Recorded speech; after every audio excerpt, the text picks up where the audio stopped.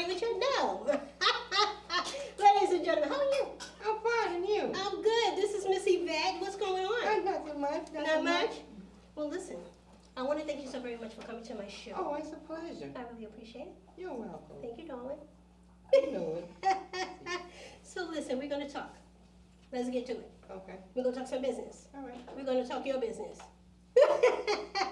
Okay, since you want to talk like that, it's okay. That's all good and well too. That's Oh fine. my goodness. What's that? Listen, let's get started with this. You know, for people that may not know you, you know what I'm saying? So for people that do know you, for people that want to get to know you, Right. okay, let's start off with letting them know where you originally came from.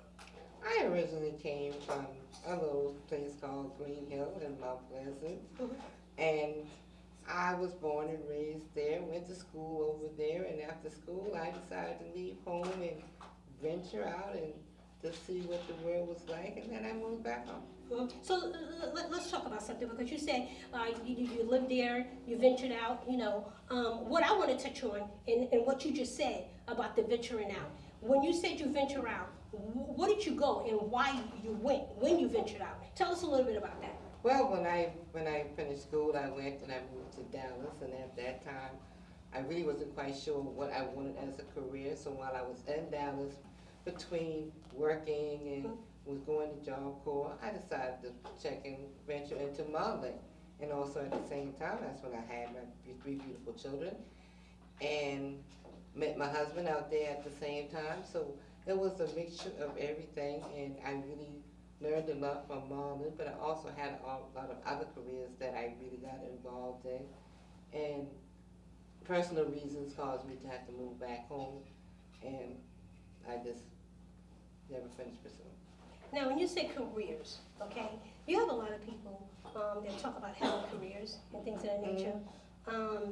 What made you want to, you know, outside of being a mother, outside of being a wife, you know, what made you want to have a career? You know, what made you even want to go that route of wanting to have a career?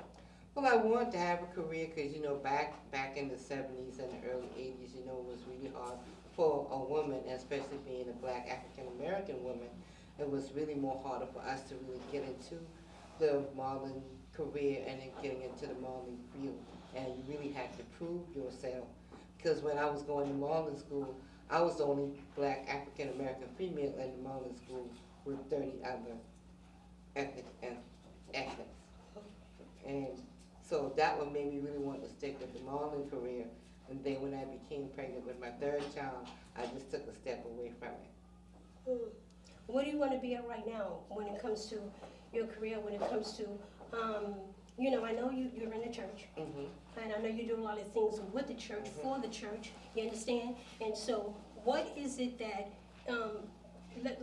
let's get off of that career stuff. Let's talk a little bit about the church part. So what is it that you do in the church, you know what I'm saying, and, you know, what is your involvement? Let's say it like that. Well, as far as on the church scene, I am a minister of music. I play the organ, I play the keys, I play the piano.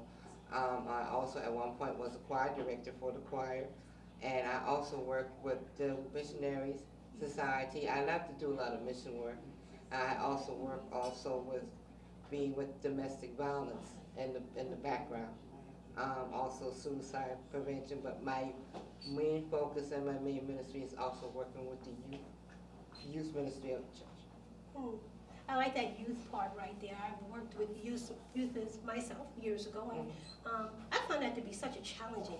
It is very challenging. It is very challenging when it comes to, especially to the era, and we're in a different era. We have a different era of youth today than from when we were in the time that we were coming up, and morals seem to have actually somewhere down the line has fell through the cracks. Like we always say, something fell through the cracks.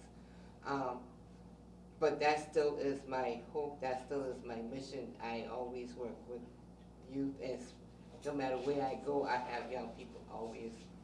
I attract them to me. Well, listen, we don't have too much time left for the interview, but one of the things that I like to ask at the end of my interviews, with this world today, this is a two-part question for you. What is like the worst thing in the world for you, in your opinion, not other people, just you, in the world that you would say that's going on? And then very, very quickly, tell me what is the greatest thing in this world for you today. The worst thing for me today that is going on in this world is with the killing of so many of our young people. And it seems like it is really more getting on the rise. It used to be maybe once every other week or something like that, but now it's every day. It's every day is something in the news about our young people, and also human trafficking is also something else that is really, it's just really that really bothers me. Can you find something great? For as great as in the youth and the world today, to be able to see us as Black African Americans moving more forward, we can do better, but we are moving more forward. We have really come a long way, and especially the Black African American women, we are noticing we are taking more of a stand. And that's one thing I love to see us as Black African American women being able to take a stand and advance in places that they say that we would never make, that we would never step grounds on, or that we would never accomplish. Thank you. Miss Yvette, I really appreciate you coming to my show. I really do. Ladies and gentlemen, Miss Yvette.